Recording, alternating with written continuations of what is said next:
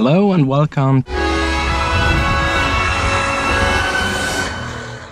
I was asked about my MX5, what the average costs are, etc. And I always respond, it is really a quite cheap driver's car, but what the most people are really interested in is how much the consumption is, and especially the consumption spread. So what is the minimum and what is the maximum consumption that this car has on average. So what we are going to find out today is what the average consumption is when we really drive chilled and slow, etc.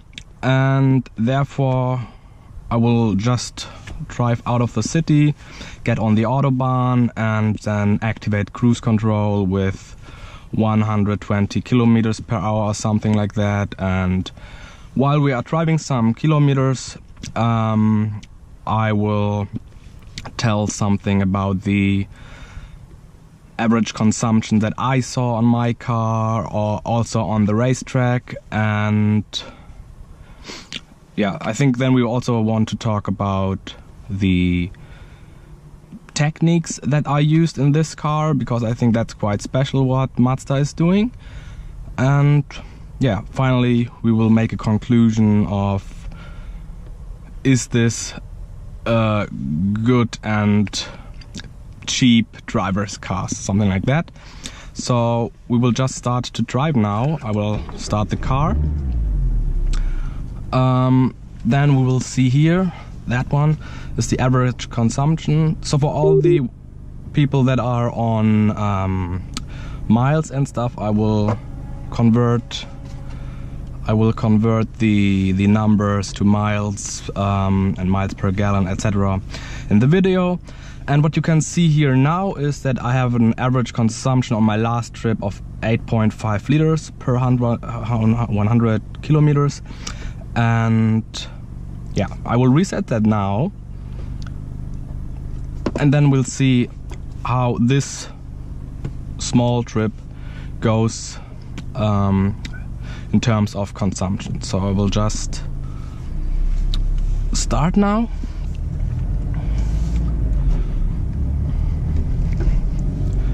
Maybe the first thing that I should mention is that the Mazda has a dedicated consumption screen, which you can see here in the middle, and it has different screens. That one is the one that tells you more information about the iEloop. iEloop is a technique which recuperates energy, and when you are braking, or at least not giving load on the engine, and then the engine is detached from the light machine under load, and thus the engine is responding better, and it is saving some liters. But to be honest, it is not that much. I had to buy this option to get the sports package on this car, and yeah, it's, I don't know, a neat gadget, but nothing more. The next screen that we can see is the iStop screen. It shows me how often I use the start-stop automatic of the car, and if I was using it efficiently or if I left the car on, etc. And down here you can see how many trees you saved and how many kilometers you saved in total by using the iStop stuff. The next screen is the average consumption screen. So that one is the display for the current trip. Down here are is the history of the trips, and that one is the current trip. I don't know, every minute or something like that, a new bar pops up which represents the consumption.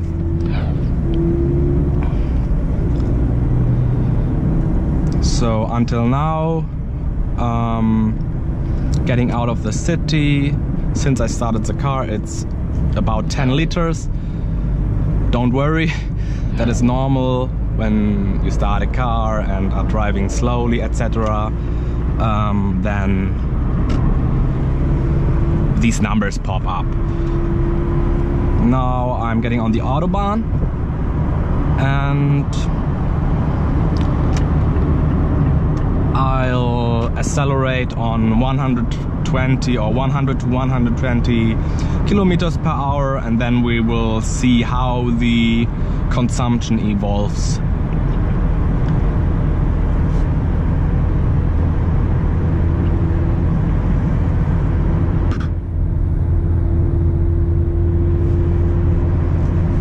So I'm 6th gear now, and you can already see I'm driving 110 kilometers per hour, and the revs are going towards 3000 RPM.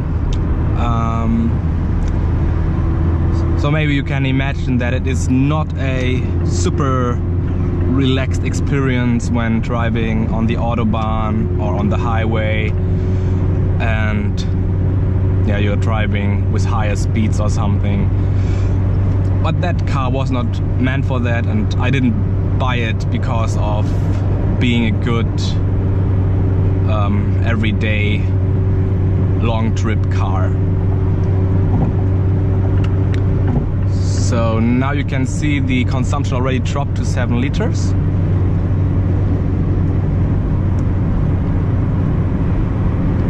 On average, now drove 4 kilometers. Now we'll change the lane, accelerate to 120, and then lock the cruise control, which holds the speed for me.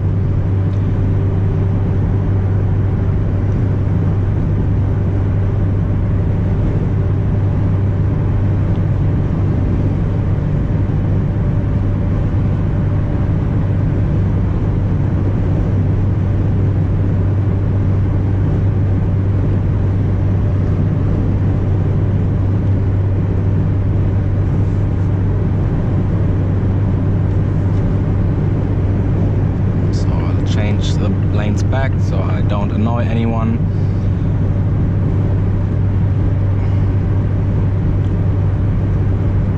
So you can see it is dropping to 6.6 liters. Now I have to drive a bit slower because they are a bit slower in front of me.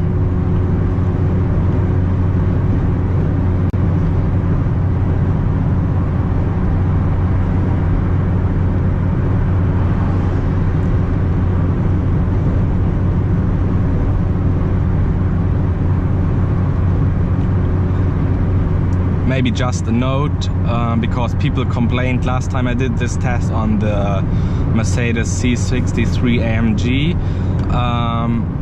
They said nobody drives like that with a car like the Mercedes with over 500 horsepower and stuff.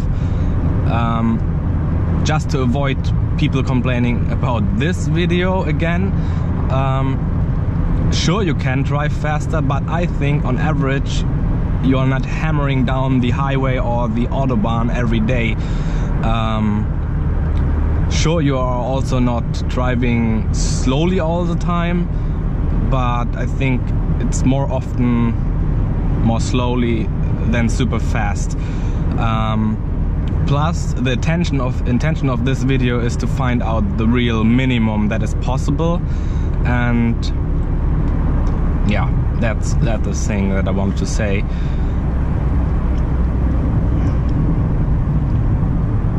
So on this screen which is not which is a trip screen, not the since start consumption, you can see that we are already below 6 liters per 100 kilometers. So it says 5.9. Yeah, but now we are driving with 80 kilometers per hour, which is really a bit slow. But I think the highway will open up in a minute or something like that, so we can get back to the cruise control at 120 miles per hour.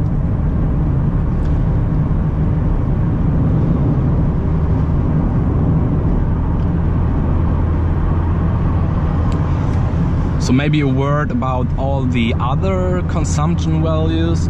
So what you saw was that my last trip was about 8.5 liters, and that is with several POV shots on country roads. So it was not driving consumption oriented, it was really driving fast and sporty, and I think 8.5 liters for that is a really good value. I would say on average I have about 7.5 liters consumption,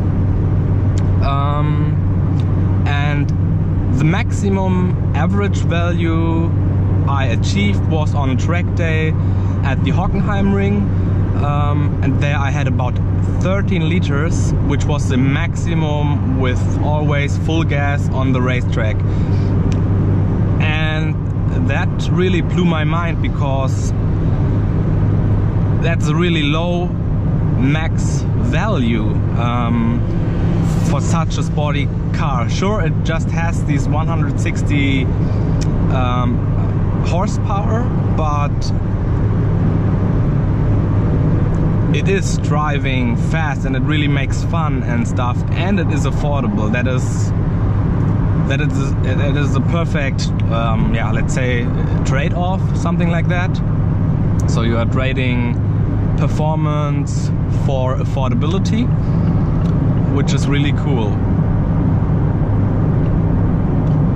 So yeah, we are still at 6 liters per 100 kilometers. I'm driving a bit faster than 120 kilometers per hour. We drove 14 kilometers now.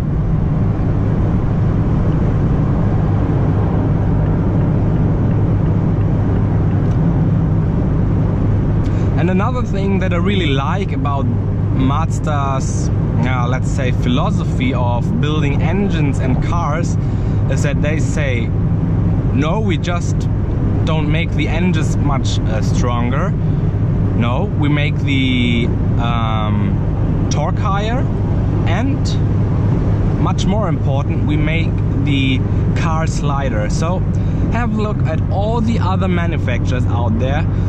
They are bloating their cars, they are adding more stuff to them, the weight is increasing steadily, and so they have to put in bigger engines, which then consume more, and then they have to put in fancy technology to reduce all this consumption. And yeah, I think that's a contradiction to do these things. I think lightweight building of cars is really the way to go,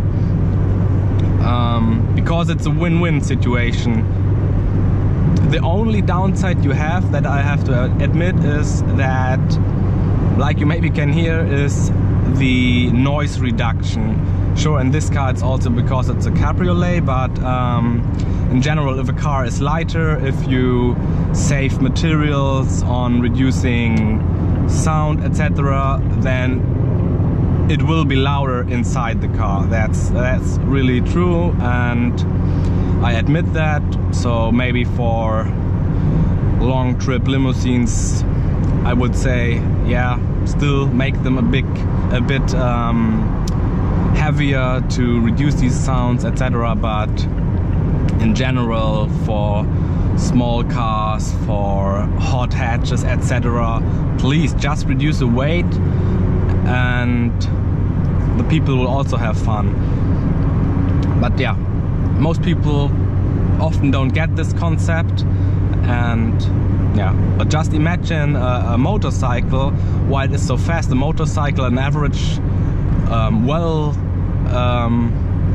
well-performing motorcycle, let's say, has 100 horsepower. 100 horsepower in a car is it's not that good. You can drive with it, it's okay. But then compare it with the weight that the motorcycle has to transport. Let's say 170 to 200 kilograms or something like that. And that in contrast to the power, you have a really high performing, fast accelerating vehicle.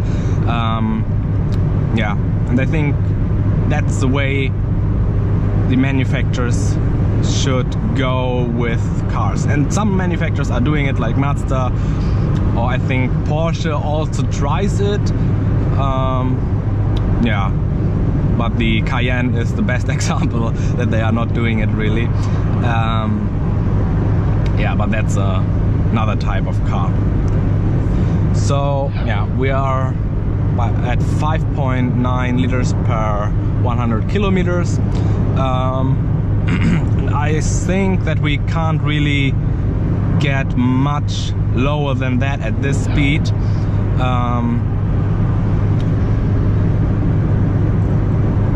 And I will just reduce it to 120 now.